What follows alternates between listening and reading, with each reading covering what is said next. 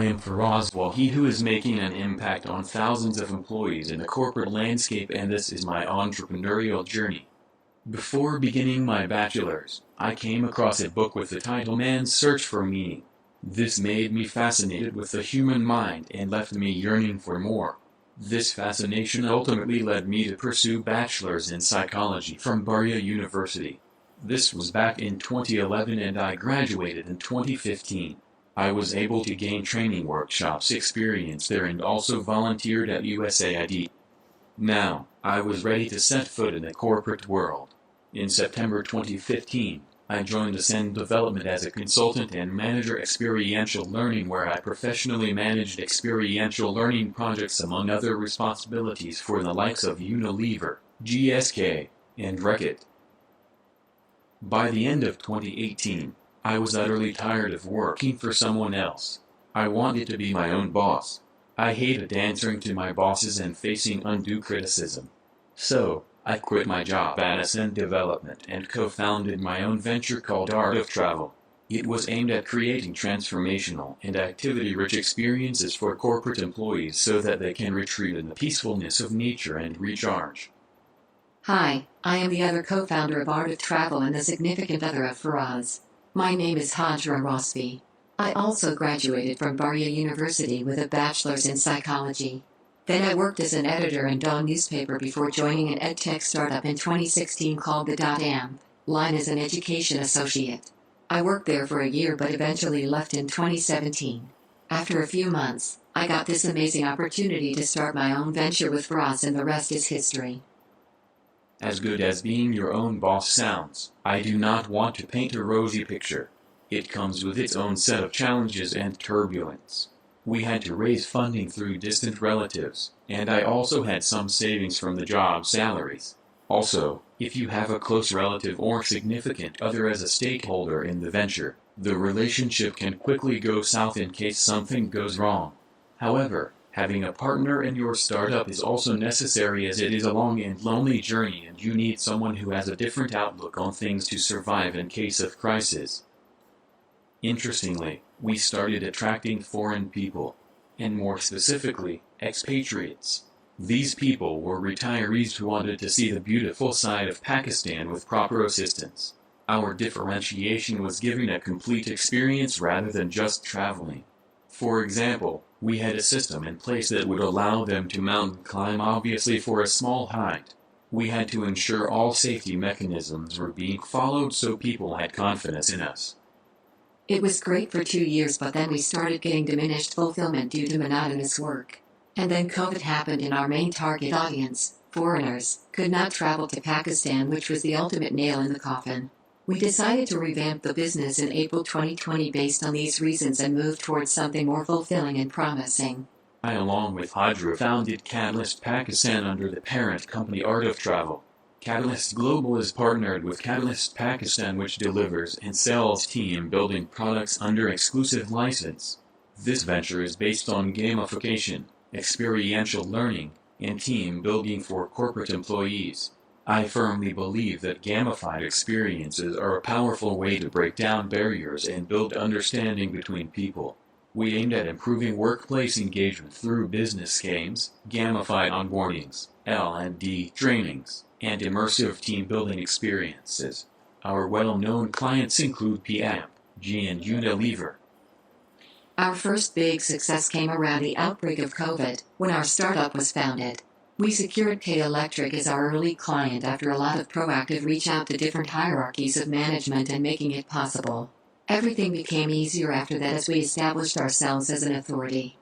Our USP as a corporate training firm is that we have the best equipment and resources that make gamified, experiential learning and team building possible. For example, we have R/VR sets for simulation. We have a lot of games which follow global standards, and we have also contributed to the creation of some of those standardized games. For example, there is a virtual mountain climbing game called Peak Performance in which different people are assigned various roles. One person is holding the rope, one person is supplying the tools, and one is actually climbing the mountain. This shows a very interactive team-building activity, and it also breaks any barriers among the team members. Here's a brief video regarding it. We have to walk away, we have to turn around. The mountain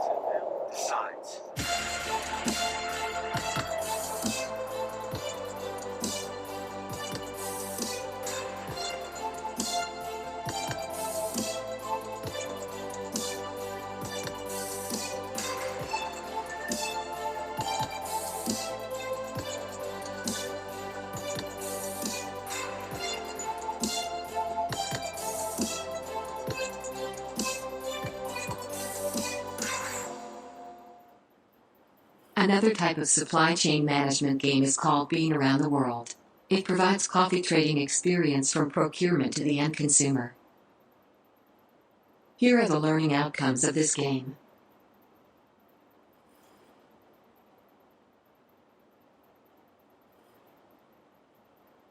We have a game called Bridging the Divide. Bridges are creatively designed, decorated and branded by each team, with awards being given for the most creative engineering design, best branding, and most efficient use of resources. The exciting grand finale involves driving a remote-controlled vehicle over the total length of the extended bridge. Here's a brief demo of this activity.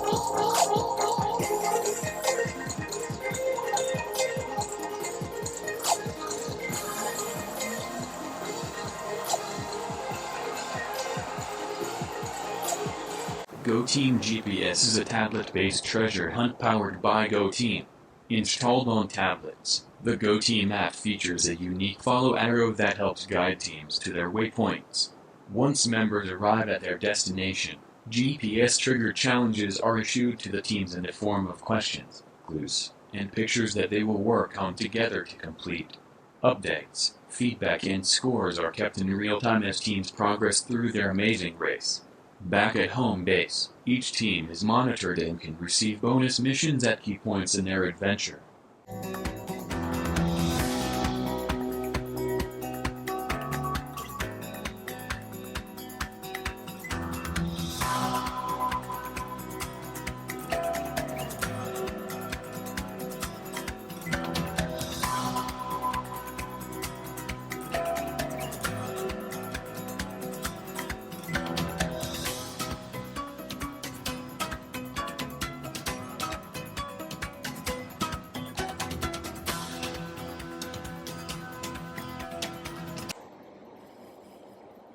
Still, Catalyst Pakistan has had its own fair share of low moments.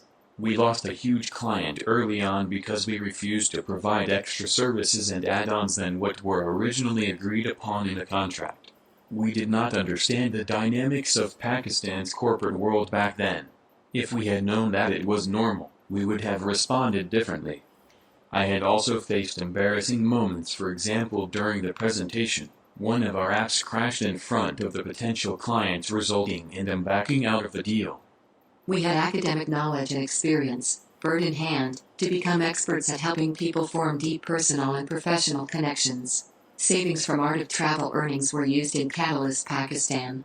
Entrepreneurship is a very lonely journey which can become easier if you have a co-founder to accompany you. I firmly believe in having a co-founder that complements your strengths and weaknesses and you complement them, and that's what I found in Faraz, not only as a professional but as a person. Faraz has technical expertise and I have great aesthetic sense, and this is how we're running the business. We decided not to involve too many other co-founders because then it defeats the purpose of freedom. The same reasoning was applied for avoiding heavy external financing because your control rights are limited. At the moment, there are a lot of corporate trainers in the industry, and soon enough a lot of competition will catch up to the gamification side of training.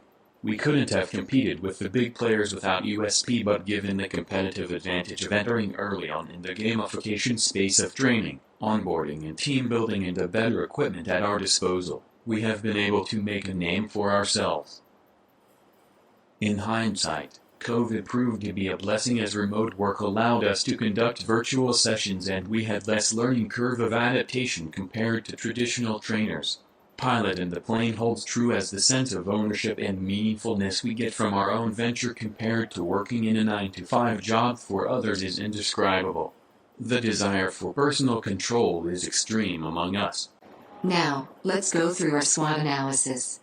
Talking of strengths, we have a competitive advantage of gamification. We have access to the best equipment and resources, and our knowledge of psychology makes us an expert in the trainers industry. If I talk about weaknesses, we occasionally face technical glitches and don't have the technical expertise to overcome them fastly, and since our technicians are working from other countries, we have time differences. A great opportunity that we see is the international market, which demonstrates a huge potential. Educational sector is also worth exploring, for example teachers' workshops. The threat that we face is that if corporate giants enter the gamification training space, it will be problematic for us, as we are at the stage of network building. We believe in slow growth and not in giant leaps. Right now we are in the blue ocean. Secondly, aged employees may perceive us as young and inexperienced trainers and may not be ready to accept training because of their reluctance. As for the business plan, we never made any formal business plan. These are more theoretical things which I don't find useful. We only had a business plan in mind.